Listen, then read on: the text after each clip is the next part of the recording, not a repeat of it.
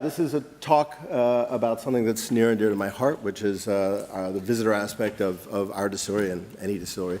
I want to dedicate the talk to a guy who some of you may know, Alexandre Gabriel, who is the owner of Citadel Gin and also Pierre Ferrand Cognac and Plantation Rum.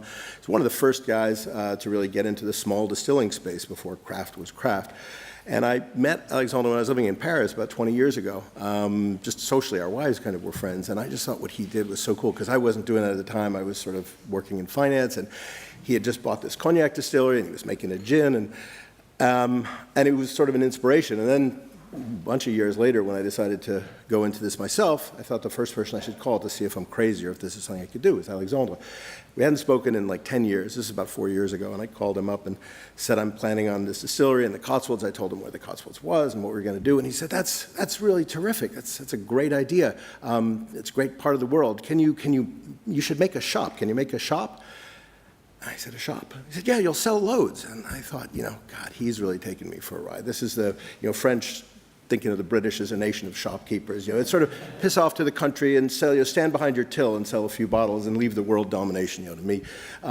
He was completely right. It's the best part of what we're doing, is that little shop. So anyway, that's for Alexandre. So I had to put in this graphic, right, because it was really on our minds. We're going to do this distillery. We want it to be visitor-focused.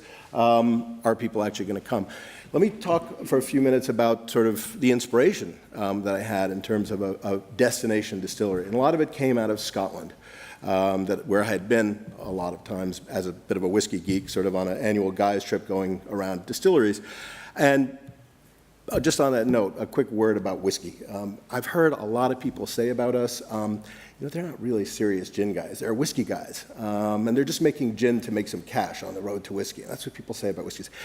That's not true. I'm not going to just stop making gin in 3 months when we launch our whiskey, and sort of change and pull out a kilter. I don't know.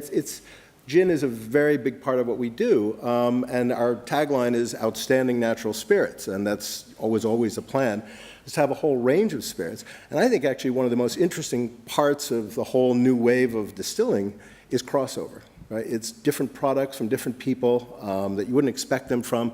Nowadays, you're seeing gin distillers focus a lot more on aging techniques. Right? You're seeing barrel-aged gin. You're seeing whiskey guys making Genevers or other infusions in whiskey. You're seeing them focus on mixology because they're trying to sell their whiskey. We're doing a vermouth when we're talking to local winemakers on figuring out how to make a vermouth for a summer cup. So there's all sorts of things you can do, and it's not just about are you a whiskey guy or are you a gin guy. So we'd always planned to have this range of spirits, but that being said, I got to take my hands off to the Scots at really being the ones who I think, and the whiskey people in general, who have focused on this idea of experiential sort of selling at the distillery. Right? If any of you have been to Scottish whiskey distilleries, it's great, and it's not just about the product. It's about the people who make it. It's about the way in which it's done. It's about the place, a sense of heritage, a sense of terroir. And I think there's no place better in Scotland than on Islay in terms of distilleries having great visitor experiences and focusing on terroir. And there's no place better on Islay than Bruichladdich, in my opinion, who does that really well. And that was a place that I knew pretty well. I had bought a barrel of Bruichladdich, and I just loved how they did things. That was a big source of inspiration. The other source of inspiration was closer to home. It's about 15 minutes away from where the distillery is. It's a place called Daylesford Organic. Have you guys ever heard? How many people have heard of Daylesford? Couple? Okay, so I won't go into too much detail, but for those of you who don't know, it's Lord and Lady Bamford who owned JCB, who bought a couple thousand-acre estate about 15 minutes from us, and he's taking a helicopter to Staffordshire every day to go make JCBs, and she's doing an organic farm shop because she'd always wanted to make a farm shop, and this was like a farm shop on steroids, right? It started with a farm shop, and then there was a cafe, and then there was a spa and boutiques, and it just grew and grew and grew, and I went there one day and I was just looking at the cars in the parking lot, and it was like Porsche, Bentley, Range Rover, Audi. It was amazing, and all these people were driving serious distances just to buy milk and eggs and cheese at like 3 times the price, but because of the way it was presented, right? It was the image, it was the country chic, it was Cotswolds chic, etc. And I thought, this is great, because this is what the Cotswolds is a little bit about, so we'll become kind of the Daylesford of distilleries in terms of that look and feel, and when you see the decor, we kind of have borrowed from that a bit. But then what I found out was that actually everybody from the villages all around us who weren't sort of the aspirational middle-class Cotswolds kind of guys were buying our gin at 35 pounds a bottle because that was the trend. And people were firstly proud to buy local, and they were drinking, as we all sort of have heard, less but better. So they were trading up. So those two things were really my inspiration. Now, just a background of the Cotswolds, for those of you, most of you I think know it, but it's an area of outstanding natural beauty, sort of a national park. It's very large. I think it's the second largest in the UK, and it's the oldest AONB in the UK. But I think the thing that's most amazing is just when you look at the number of people who live there versus the number of people who visit. It's really incredible. It gets a huge number of visitors. And this was, very much in my thinking from the word go, was to capitalize on that. And, why does it get so many visitors? Well, it's a bit of a bubble. I mean, it's a beautiful place. It's almost artificially kept in a very, sort of old-looking way, and it's gorgeous little villages, and it's very natural. And it's next to, it's within 2 hours of probably 3/4 of the population, because it's between the two largest cities in the UK, London and Birmingham. And that resonated to me as a former New Yorker. It felt to me very much like Vermont feels to someone in New York.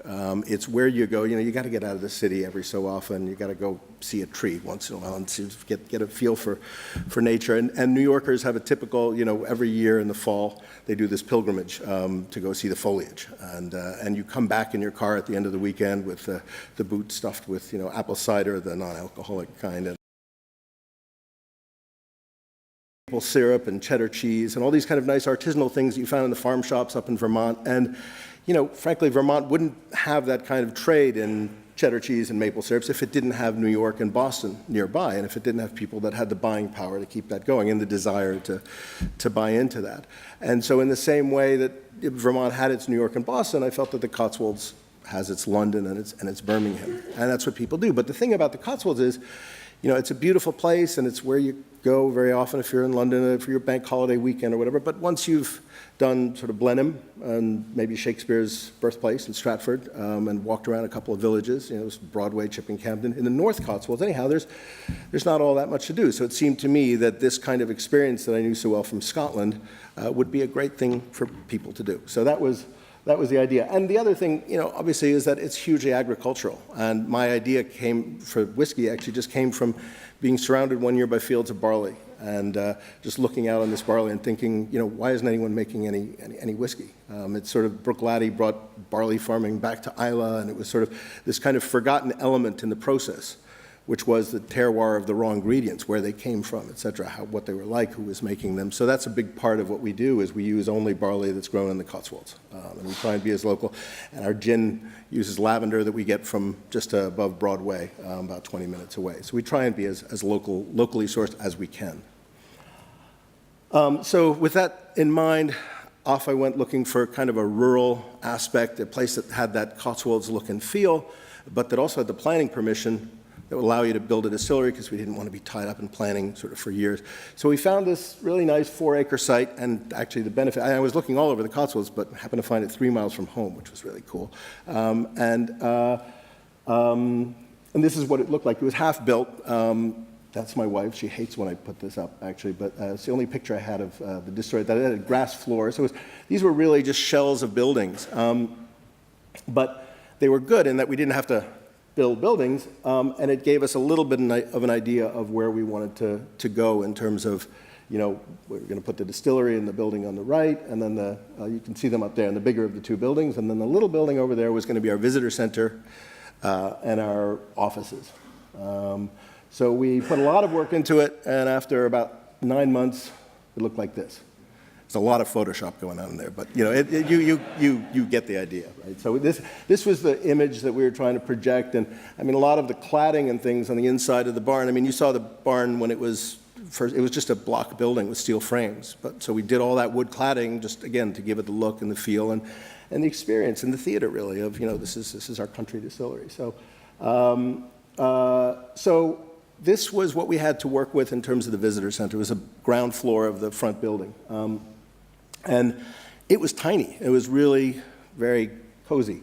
But I thought, well, that's what we have to go with. I mean, we have to go with our thing has to be small but perfectly formed, right? Because we don't have a choice anyway. That's all we've got to work with. So we thought, well, let's try and make it look like, if your friend had a cottage in the Cotswolds and invited you around for a few drams, let's give it that sort of feel. We know we can't take a lot of people through, but we don't even know if anyone's going to come in the first place anyhow. So we had 3 rooms, and the one on the upper left we made into sort of a little video room. We figured the tour would start, as it does very often with distilleries, with a little intro video, and we did about a 4-minute video, I think, that shows all the various processes and our mission statement, sort of why we do what we do, et cetera. And then they get taken to the distillery, most often by Zoe, who's there in the front row, who just loves it time after time after time, but does a really great tour. And Zoe actually was one of our distillers for quite a while, so she understands how everything works, and that really is important too, that the person who does the tour really can speak to the process, because that's really important to us, so that we do everything ourselves.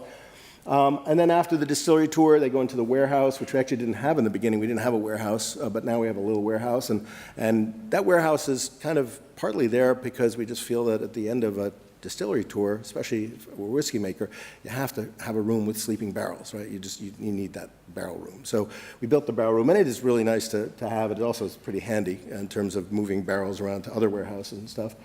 And then they go into this nice room on the upper right, which is our little tasting room, which has a little bar and a log burner and a sofa, and it's really comfy. And they have a sort of a tutored tasting through a bunch of our spirits, and it's very gay, it's very merry, everybody's having a great time, just in time to exit through the very small but perfectly formed gift shop, which is down there on the lower left. So we started out with tours in the fall of 2014. It was a month after we started distilling, we started doing tours. And we started just with 1 tour a day, 7 days a week, because we're distilling 7 days a week, and we're open 7 days a week.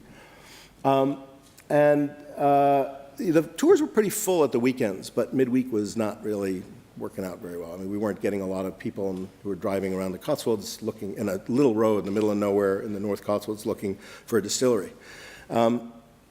So we started asking around, and actually we asked our friends over at Penderyn how they did things, because they told us they were getting 30,000 visitors a year, and I thought, that's amazing. They're in the middle of nowhere, like we are, in the Brecon Beacons. How do they get 30,000 visitors a year?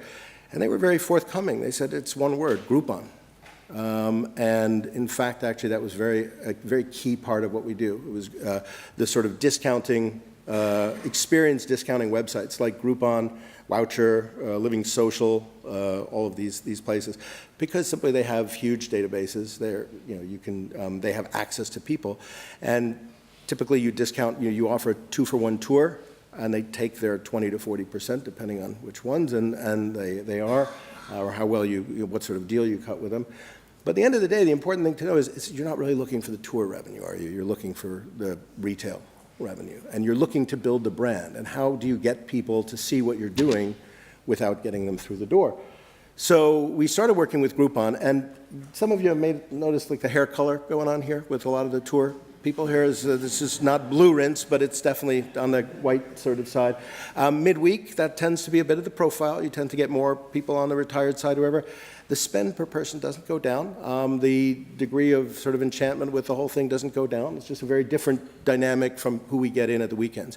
But because of that, we fast forward to 2017, and we're now on to 3 tours a day. They're all booked, 7 days a week, and we get about 25,000 people a year. And that was really quick. And it was really quick that we actually now are the number 2 visitor attraction in the whole Cotswolds region, according to TripAdvisor, which is pretty cool. We're just behind Gloucester Cathedral, which has gotten to big prominence with the sort of Harry Potter thing, and has had a few hundred years anyway on us to sort of get there. But the day that we passed Prince Charles, who's at about number 10, is Highgrove, the gardens open. We were really happy.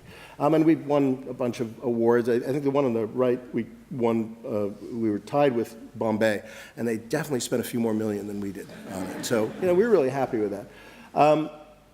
And so, where do we take it from here? Well, that's a little bit later. Just a couple of stats. So pretty steadily, the average shop spend is about £30. But what's great about that £30, and this was a point that Alexandre was making to me 4 years ago on the phone, is, the margin. I mean, the problem we all have in this business is, those of us who are smaller, I think, is that we're not producing particularly economically. And so margin retention is really important, keeping the brand equity in your product, being able to justify a certain price. And the margin that we get when we sell through the shop is like 2.5 times that as when we sell in wholesale. And obviously we, like many of you, are capacity constrained. There's just a limit to how much we can make. So you're really trying to sort of, in a way, minimize output versus maximizing your margin. And the shop is perfect for that. But I think for me, the most important part of our whole visitor program in our shop is the fact that every single day, 7 days a week, and about 360 days a year, we are creating between 50 to 100 brand ambassadors who walk out. And when I say brand ambassadors, I mean these are really brand ambassadors. Because when you think about it, how do you build a brand in this business through a shelf talker? Or how do you build it through POS or, a coaster in a bar? Or, maybe a kind word once in a while from a bartender or somebody in a shop who actually knows your brand, and most don't. You can't. But what I learned from this, and again, from my experience in whiskey, is that once you've been to a distillery, once you've seen how they do things, and particularly if the tour is good, and if they talk about, their reason intelligently for being there, and their sense of place, and what they're trying to achieve, and if you're passionate about it, they've become evangelized. I mean, they really believe in your brand. They will not only look out for it, but they will tell 5 to 10 of their friends about it. And the amazing thing is that one thing that most of us as small distillers can't afford is advertising. And with this, instead of paying for 30 seconds or paying for 60 seconds, you're being paid for 60 minutes of advertising. There's nothing better. So based on that success, this is the plan. We just got planning permission actually about a week ago for this. It was not easy in our part of the world, given we're sort of an AONB, to build anything. But we're planning a new visitor center. We're going to double down sort of on this and reinvest in our whole visitor aspect. So we're building this thing, which for any of you who've ever been to Soho Farmhouse, which is another really cool new place up in North Cotswolds in Oxfordshire, and which being just maybe a little bit kooky, but really architecturally really well done because it evokes that sense of place, So they have the main restaurant is in something called the Main Barn, and so that's essentially a shrunken down version of the Main Barn at Soho Farmhouse. And it will have a very barn-like feel on the inside. It will have 2 fireplaces. It will have beat-up armchairs. It will be a place that people hopefully will want to not just go in to be part of the tasting or to buy something, but to actually hang out in. And that's this concept that I call dwell time, which is really important to me. I'm not sure why, because people always say to me, you're building this new thing. You're going to put in double the tours. You're going to bring in coaches. You're going to be Disneyland. And first of all, we couldn't do it if we wanted to. Second, we don't want to do it because it's just not in line with the kind of people that we're looking for and the kind of experiences we want people to have. So we're actually not increasing the tours at all. It's still going to be 3 tours a day, 15 people max a tour. But my idea is, the problem with the current one, as you saw, it's pretty cramped. So as soon as they do their hour tour, there's kind of no place for them to go, and they're full of great vibes. And they've just had like a half a dozen spirits, and they're really happy to be with us. But they just kind of have to get in their car and leave because there's no place for them to go. So the idea with this is that they actually have a place that they can sit by a fire, they can hang out, we're going to have a little cafe, because the number one thing people ask us for, we send a little survey out to everybody afterwards saying, what else would you like? And they all said a place to have a cup of tea, a place to have a sandwich, a place to have something, and so we're going to have a little cafe here. But if I can get the average person to sort of stay 90 minutes instead of 60 minutes, it's not about them buying more. I'm not really sure what it's about, but I kind of know intuitively it's a good thing. It's a good thing if the more time they spend bonding with you and feeling as though kind of they belong and it's their distillery, the better it's going to be for the brand. So that's what we're going to do. And we'll also have room to do other, right now we only have one bog standard tour. It's just, the same thing 3 times a day, 7 days a week. but there's so many other things that you can do, right? I mean, especially because we're kind of whiskey and we're kind of gin. So there's a number of people. I mean, Ginstitute has always done a wonderful gin blending experience. It's more of a compounding experience, whereas I know John McCarthy, I don't know if he's here today, he does a gin making experience. He has a line of small stills, and people get to make their own gins. So you can do things like that, and that involves people, and it's fun, and it's not particularly difficult from a process point of view. You can do whiskey master classes and tasting classes and stuff. So actually there'll be 2 mezzanines up there, which will be kind of like, you know, more quiet and secluded sort of areas where we can do those things. We're really being tightly controlled by the council in terms of how many of those we can do and what we can do in the evening, but figure you got to start someplace. So that's basically what I have to say. And as I said, come up and see me sometime. Anytime you guys would like to come up, we'd love to show you around. Thank you very much.